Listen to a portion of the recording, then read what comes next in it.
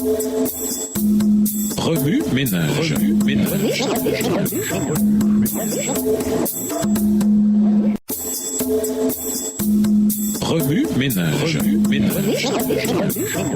Bienvenue à votre émission Remue ménage. Nouvelle leçon de lundi. Interpréter. Un examen plus approfondi du jugement. La Bible confirme-t-elle un jugement après la croix? Les évangéliques ont prétendu qu'il n'y a pas de jugement pré-parousie parce que tout jugement s'est terminé à la croix. Cependant, un examen des Écritures indique que les apôtres après la croix proclamaient un jugement à venir. Acte 24, le verset 25.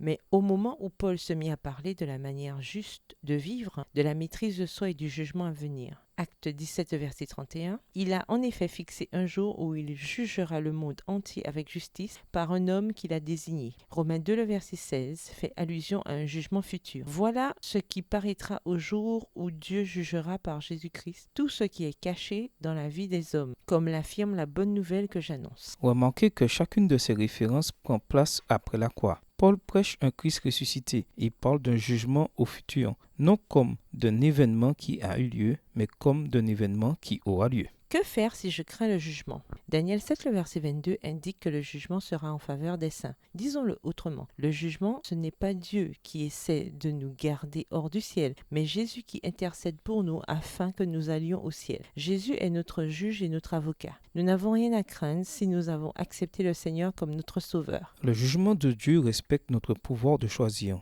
Ultimement, ce jugement sera une enquête pour voir si nous avons accepté librement la justice du Christ et si nous avons revêtu la robe de justice de Jésus, comme l'illustre la parole du festin de noces. Matthieu 22, versets 1 à 14. En d'autres termes, nous n'entrons pas en jugement sur la base de nos antécédents ou de nos propres mérites. Nous entrons en jugement revêtu de la justice de Jésus-Christ. Aurons-nous l'occasion d'examiner les décisions de Dieu? La Bible révèle que nous aurons l'occasion de réviser les décisions de Dieu pendant les 1000 ans. Apocalypse 20, les versets 4 à 6, 1 Corinthiens 6, verset 3, après le retour du Christ, tandis que nous serons au ciel. Le feu de Dieu qui détruit les méchants ne se produit qu'après les 1000 ans. Ce qui veut dire qu'avant d'exécuter son jugement, Dieu attend que tous, y compris nous, aient eu l'occasion de constater la justice de son jugement. Quand nous serons au ciel, nous aurons de nombreuses questions, surtout si nous découvrons que certains de nos bien-aimés ne sont pas là. Dieu, au lieu de cacher son raisonnement, sera ouvert et transparent. Il nous donnera à tous l'information dont il a tenu compte dans sa décision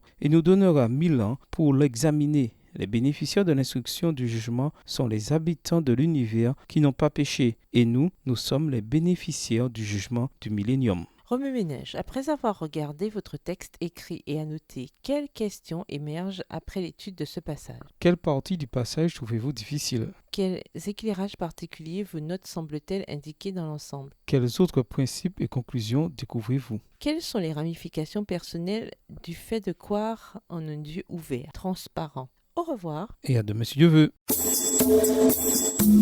Remue ménage.